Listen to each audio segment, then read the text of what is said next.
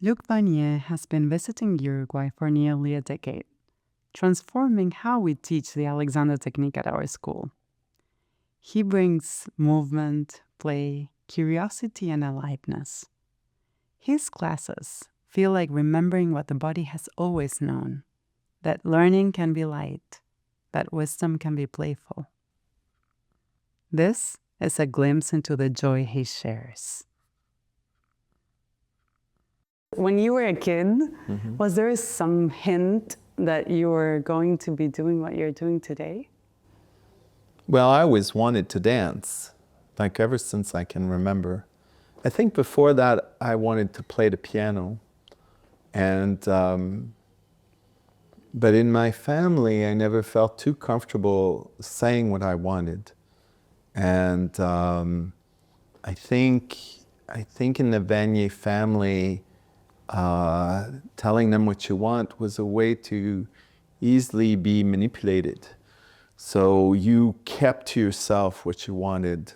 And so I think I revealed once that I wanted a piano, but I didn't say it too loud. And that's totally me. Like I could have harped on it until I got a piano, but I didn't. And I'm not, that's still something I think about. But for sure, dance, I could never mention that. And it's only when I went to college that I was able to sort of go in that direction. Even then, it was kind of difficult. So I guess, yes, like I always wanted to dance. And in terms of so that's the movement part, and then there's the wisdom part. And I felt very young that I was interested in sort of like the more wisdom, religion part of life. There was, in French Canada, it was very new that the schools were separate from religion.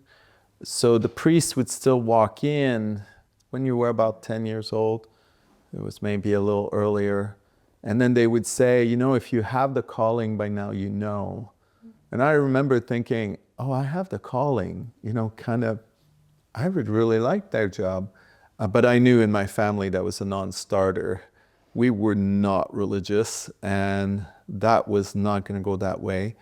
But I think it ended up better, like a mix of movement, a mix of thought, a mix of directions, all of this coming together into an expression of that. So That's beautiful. And how did you find the Alexander technique? You said it was later in life.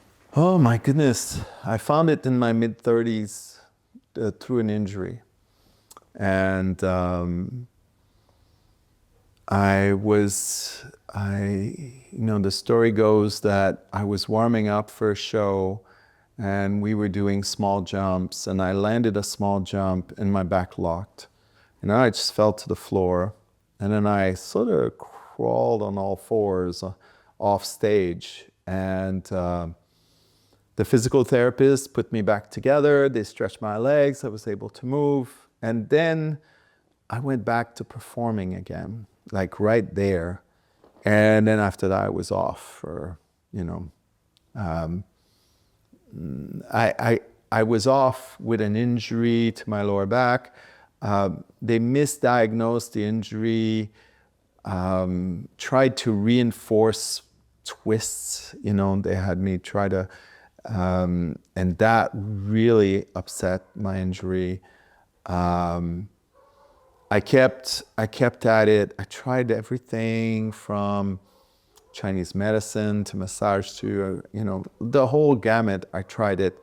And one day I was at the Cleveland Clinic, and the physical therapist said, oh, there's an Alexander Technique teacher that's coming to give a lecture to the interns. And if you want to stick around, you could. And I took notes during the lecture. I remember doing a lie down. I don't remember much else. Recently, I found the notebook that I took the notes in and talked about inhibition, direction, those basic principles.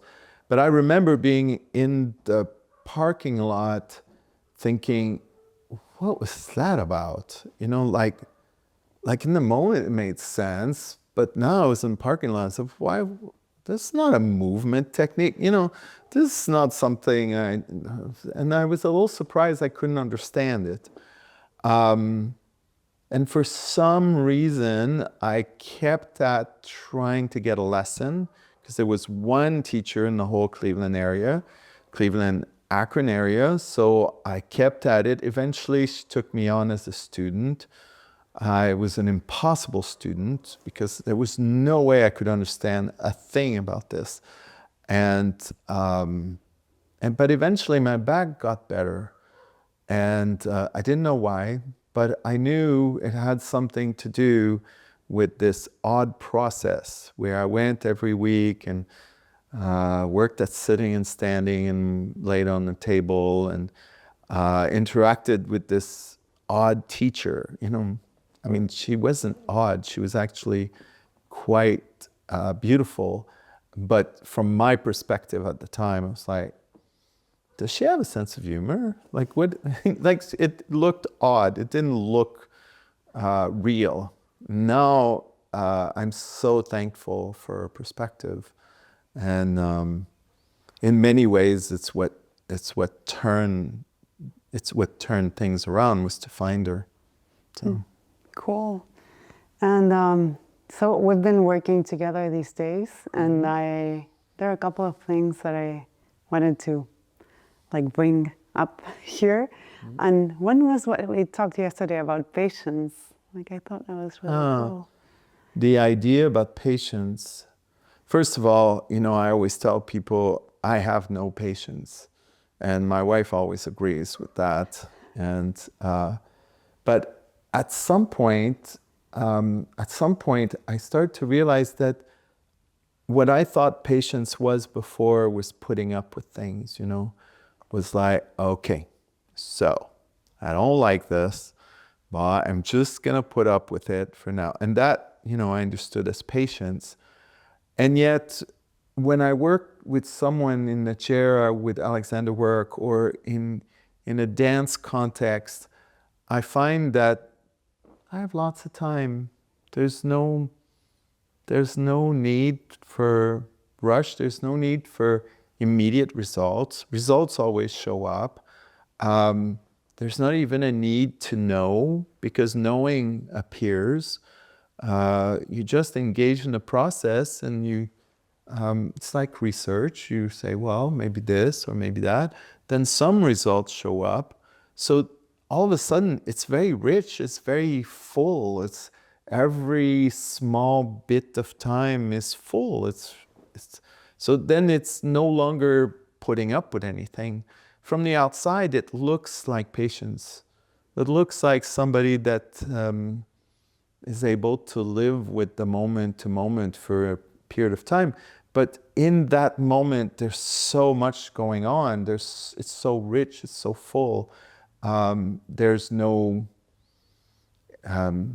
there's time. Yeah. There's space. It's all fine. Beautiful. And the other thing that I kept coming to my mind was that in a way I feel like you're teaching how to be curious again. Well, that's something that comes from Alex Murray. Alex wrote a book about various things, and the title of the book is Curiosity Recaptured. And that sense of dealing, you know, like you and I we've talked a little bit about fear because you've been interested in that.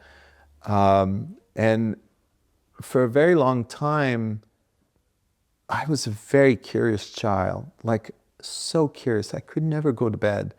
I could never just say, okay, the end is here, I'm gonna sleep. No, I couldn't sleep. I was like, I'm gonna miss something. There's something I'm gonna miss. And I used to like sneak underneath my drapes in my bedroom and put my head out the window and just like for hours, just watch as the other kids were finishing playing, as people coming in and out, birds going to sleep, all of this. Like this was really interesting to me. And then somehow something happened, you know. I'm thinking this has to do with all sorts of stuff in terms of family dynamics and character and whatnot. But it's like the curiosity was less and less encouraged or less and less supported. And even as I decided to be a dancer, I could tell I was really interested in this freedom of the body. I could also tell that I had to be very protective. I couldn't just believe anybody. I could see dancers who had been in the field for many years that were kind of stuck because they had surrendered their own will. They were doing what other people had told them to do. And I didn't want to be like that. I thought sometimes the directions I was given as a dancer, especially as an older dancer, were completely ridiculous. Like people would be asking me to do, let's say, multiple turns of a shape that couldn't even hold if I was on the floor without any gravity. So it made no sense whatsoever what was being asked of me. And I could tell, and yet I was in this odd power relationship with these teachers where if you didn't listen to them, then they weren't supporting you. And if they didn't support you, you weren't going anywhere. And so, also to say that I could clearly tell in my professional career that curiosity, the creativity, but this curiosity in understanding the world and for the world to make sense had gone under. You know, it was kind of like gone dormant. And it really is, it's not even the lessons, right? I took 4 years of lessons. I think it got me to a place where I was ready to go back to school, go to train as a teacher, as an Alexander Technique teacher, and then slowly realize, oh, the world can make sense. It's not that the world doesn't make sense. It's more that I'm afraid to look. I'm afraid to really question the world. I'm not allowing myself to get through that fear, and that was pretty tricky because I really didn't feel the fear, and my body was completely held like a wall, and I was just angry that my body was held. I was angry that the world didn't make sense. I was caught in all of this, and there was no way to feel the fear just because that body was so solid. Eventually, through meditation and the Alexander work and therapy, I slowly started to see it a little bit more, mostly to experience it somatically, like to experience the fear in your body. And I know you've discussed that too. And then to slowly, with the inhibition that the Alexander Technique provides, to be okay within that to a certain degree, like more and more. And then for that fear to undo itself a little bit, because really what I was afraid of didn't really exist, right? It's a construction in the first place. So then to slowly start to really experience that, and your body undoes itself, you continue to feel the fear. So I feel like that's an ongoing undoing, right? Yeah, I'm really grateful for that, that undoing. Yeah. Yeah, so it's like amplifying our capacity to be with this fear. Yes, because how could we not be afraid? Yeah. You know, How could we not? Yeah. And I would say, especially when the world starts to not make sense, like that is the appropriate response, is to be afraid. And yet, so few of us allow ourselves that, and allow ourselves to investigate what is it? Why is it that the world works this way? Like, why am I thinking it needs to happen this way? And I would say that's true. It's true inside many fields, but it's also true inside the Alexander technique. So it is tempting, I would say, to flip any technique in support of making the vision work, as opposed to supporting curiosity, right? Supporting really looking, supporting being okay with what you see. I think it's good for us to remember all this as Alexander technique teachers. Yeah. It's not just one way. Yeah. And also like keeping our minds open to like uncertainty and like whatever we can find. Like I know. Uncertainty, it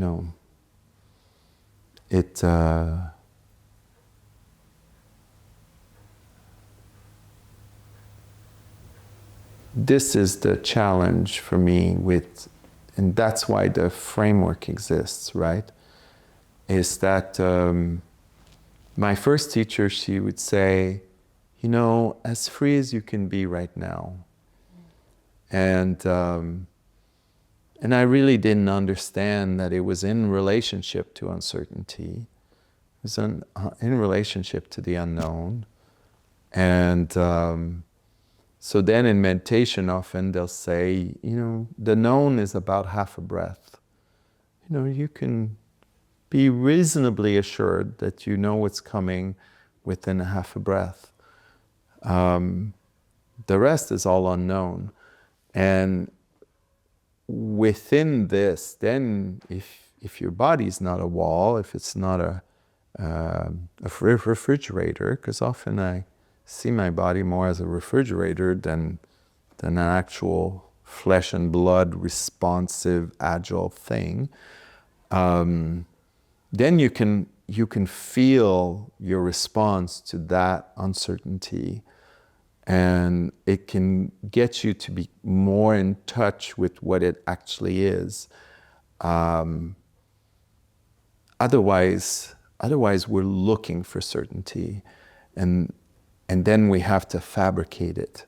And how we fabricate it can be tricky in a body context, in a movement context. Like we discussed, we get a sense we can control things, but really within the movement that we do, very little of it is in need of direct control. And as I work with people, often that is the one thing I would like for them to experience, is they can trust the doing of the body. They can let the body do. It's different. It's different to let it do what it can do. That means that it can breathe, it can move, it can let go, it can engage, it can think, it can digest, it can do all these things. It can do it. And I find when I work with someone in the chair, if they can start to understand, if I do this, then it can do it by itself. And then it can do that by itself. And if I just support this, it can do this other thing by itself. And then after a while you realize, I don't have to get so involved, because, it's able to do it. My hands are able to engage or reset. My breath I'm able to see. I'm not having to look. able to touch, smell. These things are able to happen. We're in such a world, I feel sometimes, and that includes me, like I'm trying to smell, I'm trying to really see, I'm trying to touch, I'm trying, like this continual feeling that it cannot happen without us overriding the thing with the frontal cortex and sort of doing it. And on the other side, such a disconnection towards the habitual nature of our beings. So then we can be lost in habit and not realize we're lost in habit. So then you have this over-vigilance on the other and this complete habitual thing, and not really anything in the between where you're able to say, well, I don't have to pay so much attention, and I don't also have to control so hard to get out of the habit, because I can notice, oh, I'm in an habitual state right now. I'm just, doing the habits, okay. So. Yeah, and looking at it without judgment. Just again. Yeah, is another thing.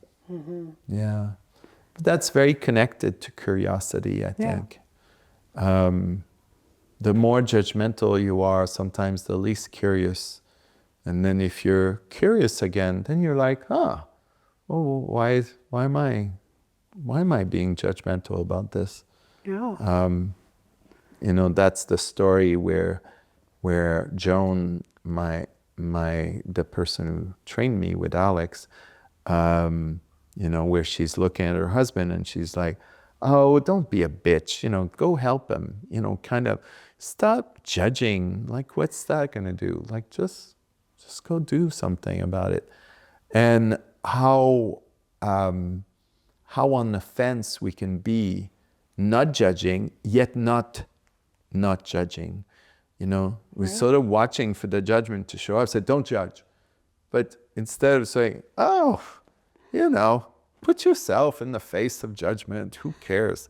And I'm better at this in the Alexander technique, but I'm not even that great in relationship to other teachers, or I'm outside of the Alexander technique. It's very, very difficult not to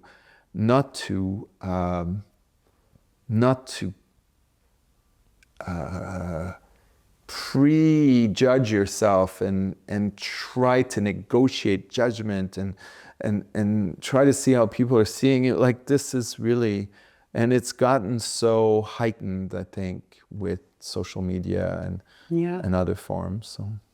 For sure. Is there anything you would like to add?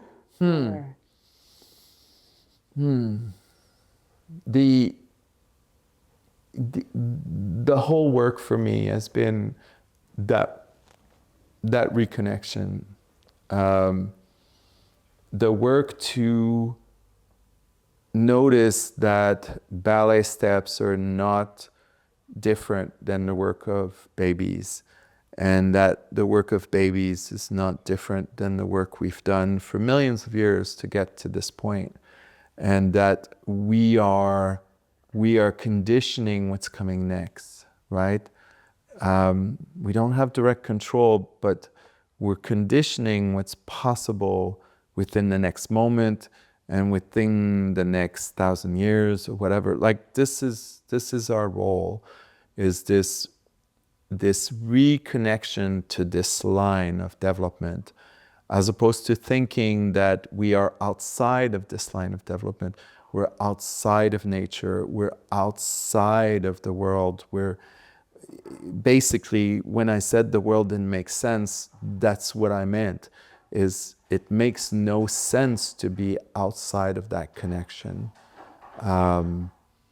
We are not separated by anything except our own minds. And sometimes there's advantages to that, but mostly there's a lot of disadvantages. And so it'd be nice to be able to approach the moment anew and for us to make the decision to be connected, just not ruled, right? We don't have to revert to anything. We don't have to become babies. We don't have to become whatever primitive would be. Like, we don't have to get rid of our houses. We don't have to get rid of technology. We don't have to do all of this.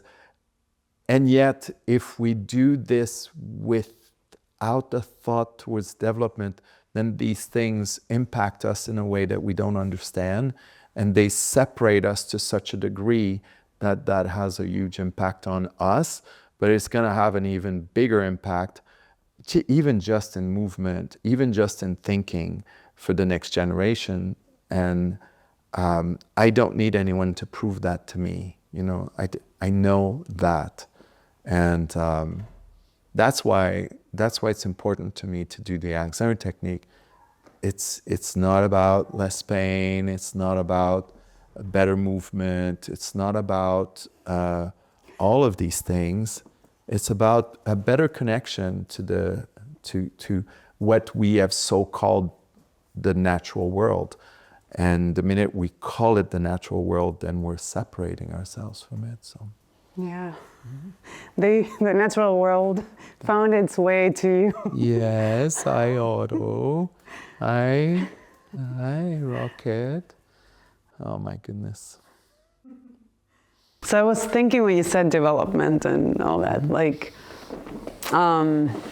yeah, something came to mind, like an unfoldment, like this, just allowing for the person to unfold rather than looking at humans as machines that like need to be fixed. Yes. And really just removing layers. Yes. Isn't that a more sane way to look at us? So you can look at a child as needing support, but you don't have to diminish them. You can look at a boss as being in charge, but you don't have to diminish yourself. You can see yourself in your own pathway for development, and that pathway doesn't have to be linear. That pathway can be whatever pathway you have, and you can recognize everyone on a path, and that that path takes turns. It changes according to situations, places, environments, people, relationships. So then, in that sense, there's no right place. Everything's a right place, isn't it, Cafe? Cafe decided to He's show about to jump. Yes, he's about to jump on me. So then that was the hardest part for me to understand in terms of development, because I felt people would feel put down if you talked about development, because everyone always wants to be at the highest level of development, whatever that is. And yet, that's because we've put a value system on whatever the highest would be, when in fact, none of it really matters. It's not, I know that's almost a cliche that it's the path that matters, not the destination, but we are all interested in being able to develop. We're all interested in not being the same our whole lives. And even if we tried, we can't be. So we change. And in that changing, it's not like one is better than the other, but there is a need to be able to change. So it has to be all of this. It cannot just be, oh, I'm who I am. It has to be, well, I'm who I'm becoming, and there is who you're becoming. And so then when we come together, there's a way to explore that and to not try to bring it back to what we should all be, because that makes no sense. There's no going back to infancy. There's no going back to being an animal, whatever that would have been. There's no predicting what's coming, and we know now that evolution's not always for the better. So who cares, right? So then it really is about how can we all be okay with what's happening to ourselves, what we're becoming, who we want to become.